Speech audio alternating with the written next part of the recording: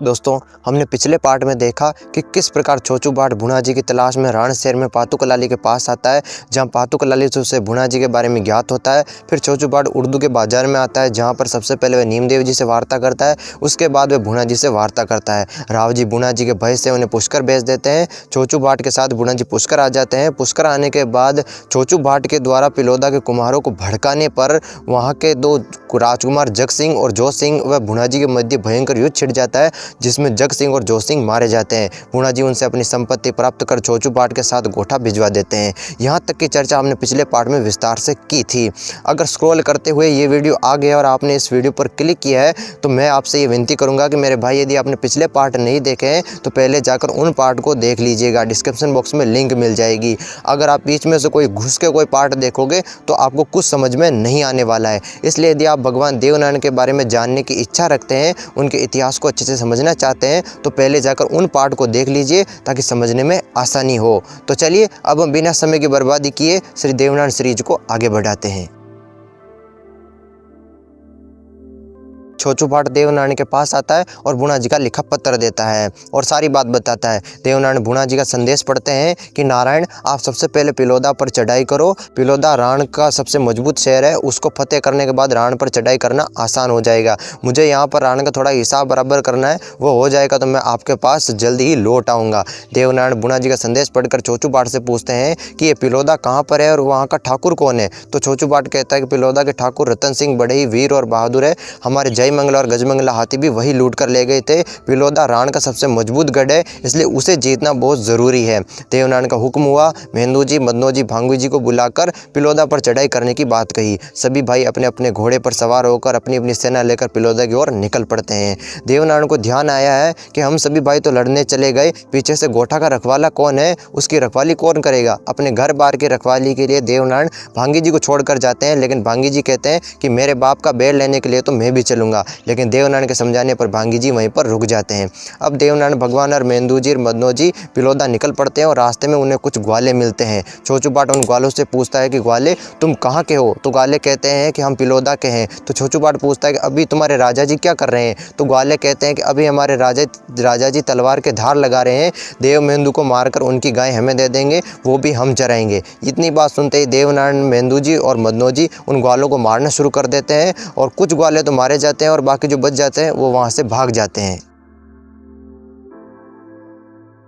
ग्वाले सीधे दरबार में जाकर रतन सिंह से दुहाई करते हैं कि महाराज, देवनारायण ने हमारी गायें छीन ली और उनके भाइयों ने हमारे ग्वालों को भी मार डाला। हम जैसे तैसे जान बचाकर आपके पास आए हैं। इतनी बात सुनते ही पिलोदा का राजा रतन सिंह अपने साथ 70,000 की फौज लेकर देवनारायण के सामने आता है और कहता है कि बालक, तू यहाँ से चला जा, अभी तुम्हारी युद्ध करने की उम्र नहीं है। हमने तो तेरे बाप दादों को भी रण में मारा था, अब तू भी मारा जाएगा, इसलिए यहाँ से चला जा। इतनी बात सुनते ही भगवान देवनारायण रतन सिंह से कहते हैं कि रे कुम्हार, तुम राजपूत कब से हो गए हो, काम तो तुम्हारा मिट्टी का है और बातें तलवारों की करते हो। जाओ और कुम्हारों का काम करो और हार मान लो। रतन सिंह अपने को कुम्हार कहते उखड़ जाते हैं और भगवान देवनारायण पर हमला कर देते हैं। भगवान देवनारायण मदनो जी और मेहंदू जी को हमला करने का आदेश देते हैं। मेहंदू जी रण में कूद पड़ते हैं और पिलोदा के चारों ओर आग लगा देते हैं। यह देखकर रतन सिंह दुगने जोश से भगवान देवनारायण पर टूट पड़ता है। भगवान देवनारायण रतन सिंह की सारी सेना का सफाई कर देते हैं और रतन सिंह को कुम्हार बना देते हैं। उसे मारते नहीं हैं, उसे मिट्टी के घड़े दे देते हैं और घोड़े की जगह गधा दे देते हैं और उसे एक चाक भी देते हैं और कहते हैं कि आज से तेरा जो पुश्तैनी काम है तू वही करेगा आज से। भगवान देवनारायण पिलोदा फतेह करने के बाद जब गोठा वापस आते हैं तो पीपल देव भगवान देवनारायण की आरती उतारती है और साधु माता बाकी भाइयों की आरती उतारती है। साधु माता छत पर चढ़कर देखती है कि पिलोदा की ओर धुआं ही धुआं उठ रहा है। पिलोदा जलकर राख हो जाता है। पिलोदा से उड़ता हुआ धुआं राण के राव जी को भी दिखाई देता है। तो राव जी भुना जी से पूछते हैं कि बेटा भुना, ये पिलोदा में इतना धुआं क्यों उठ रहा है। तो भुना जी सोचते हैं कि जरूर देव मेहंदू ने पिलोदा पर चढ़ाई कर दी है, लेकिन वह राव जी से कहते हैं कि वहाँ पर 70,000 रानियों का विवाह है, इसलिए खाना पकड़ा होगा। तो राव जी सोचते हैं कि हमारे बराबर के वहाँ के सरदार है तो फिर हमें तो कोई न्योता नहीं आया। तो भुना जी कहते हैं कि दरबार मेरे पास तो 3 दिन पहले न्योता आ गया था, आपके पास भी आ रहा होगा। इतने में संदेशवाहक संदेश लेकर आता है। राव जी सोचते हैं कि न्योता तो आया है लेकिन पिलोदा खत्म हो गया है। देव मेहंदू ने पिलोदा पर चढ़ाई कर दी है और आग लगा दी है। तो राव जी सोचते हैं कि भुना जी को सब कुछ पता था लेकिन फिर भी इसने बताया नहीं। तो वह राव जी भुना जी से कहते हैं कि बेटा भुना, अब इसका न्याय तुझे ही करना होगा। तो भुना जी कहते हैं कि हाँ बाबा साहब, अब मैं तो न्याय करूँगा लेकिन भाले की अणी से ही न्याय करूँगा, इसलिए आ जाओ सामने। इतनी बात सुनते ही राव जी घबरा जाते हैं और महलों की ओर भाग जाते हैं। रानी सांकली भुना जी को पत्र भेजकर उन्हें महलों में बुलवाती है और भुना जी रानी सांकली के पास आते हैं और कहते हैं कि माँ जी कैसे याद किया। तो रानी सांकली कहती है कि दोनों बाप बेटों में क्या लड़ाई हो रही है। तो भुना जी कहते हैं कि देवमेंदु ने पिलोदा पर चढ़ाई कर दी है।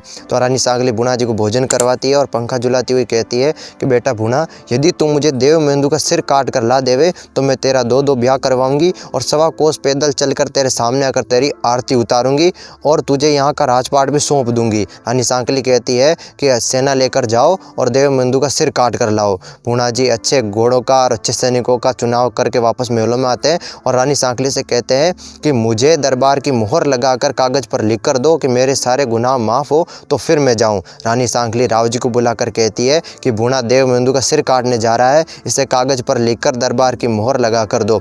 तो राव जी वे कागज़ पर लिखकर उस पर दरबार की मोहर लगाकर भुना जी को सौंप देते हैं। भुना जी अपनी सेना लेकर निकल पड़ते हैं और सोचते हैं कि रानी ने मेरे भाइयों के सिर मांगे, क्यों न मैं रानी को उसी के भाइयों के सिर काट कर दे दूं, अपना बेर भी निकल जाएगा। सातल पातल ने जब मेरी अंगुली काटी थी तब कहा था ना कि बड़ा होकर बेर ले सके तो ले लेना।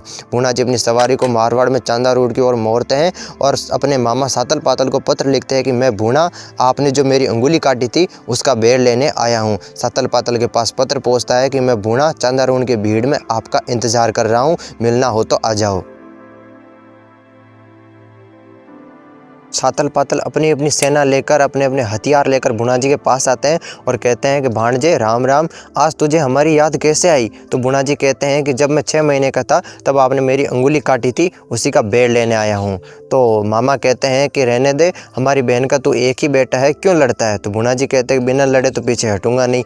इतना सुनते ही सातल पातल भुना जी पर वार करना शुरू कर देते हैं। भुना जी हर बार उनके वार से बच जाते हैं। भुना जी कहते हैं कि मामा जी, एक वार करने का मौका हमको भी तो दो, और अपनी बोर घोड़ी को हाथी के होदे पर चढ़ा देते हैं और अपने तलवार के एक ही वार से दोनों भाइयों का सिर धड़ से अलग कर देते हैं, उन दोनों का वध कर देते हैं। उसके बाद भुना जी उनके कटे हुए सिरों की चोटी पकड़कर वहां से सीधे पुष्कर आते हैं। वहां वे अपने खांडे को पानी में धोते हैं और चांदारों से ले गई गायों का दान करते हैं। वहां से भुना जी वापस राण आ जाते हैं और रानी को पत्र लिखते हैं कि मैं दोनों भाइयों को सिर काट कर लेकर आ गया हूँ, आप आरती की थाली लेकर पधारो। रानी समाचार पढ़कर खुश हो जाती है और आरती की थाली लेकर भुना जी के पास आती है और उनकी आरती उतारती है। भुना जी कटे हुए सिरों की चोटी पकड़कर दोनों के सिर को थाली में रख देते हैं, आरती की थाली में रख देते हैं। रानी सोचती है कि इन बेरियों के मुंह नहीं देखूंगी और राव जी से कहूंगी कि गेंद की जगह देव और मेंदू के सिर से खेले, फिर इनके मुंह देखूंगी। रानी दोनों भाइयों के सिर को लेकर महल में आती है और पीछे से एक दासी दौड़ती हुई आकर कहती है कि रानी सा, ये देव और मेंदू के सिर नहीं है बल्कि आपके भाई सातल पातल के सिर है।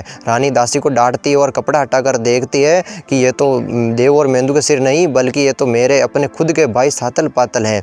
तो रानी को विश्वास नहीं होता और वह भुना जी को बहुत कोसती है, कोप भवन में चली जाती है और भुना जी को बहुत कोसती हुई कहती है कि क्यों मैंने सांप को दूध पिलाकर बड़ा किया, इसने तो अपने ही मामा को मार दिया, इसे दया भी नहीं आई। इस प्रकार देवनारायण रतन सिंह को पराजित कर और भुना जी सातल पातल का वध कर अपने पुरखों का बेर लेते हैं, अपने पुरखों का बेर पूरा करते हैं। दोस्तों, इस पार्ट में बस इतना ही। अगर आपको लगता है कि बंदा कुछ तो बता रहा है, वीडियो में कुछ तो है, वीडियो में कुछ तो सीखने लायक है और अगर हमारे वीडियो देखने से आपके ज्ञान में वृद्धि हो रही हो तो हमारे इन वीडियोज़ को अपने मित्रों में और सगे संबंधियों में भी जरूर से साझा कीजिएगा ताकि उनके भी ज्ञान में वर्धन हो सके। और एक बार फिर बोल रहा हूँ, पिछले पार्ट नहीं देखे हैं तो डिस्क्रिप्शन बॉक्स में लिंक मिल जाएगी, जरूर से जाकर के देख लीजिएगा। तो चलिए मिलते हैं अगले पार्ट में, तब तक के लिए राधे राधे, जय श्री कृष्णा।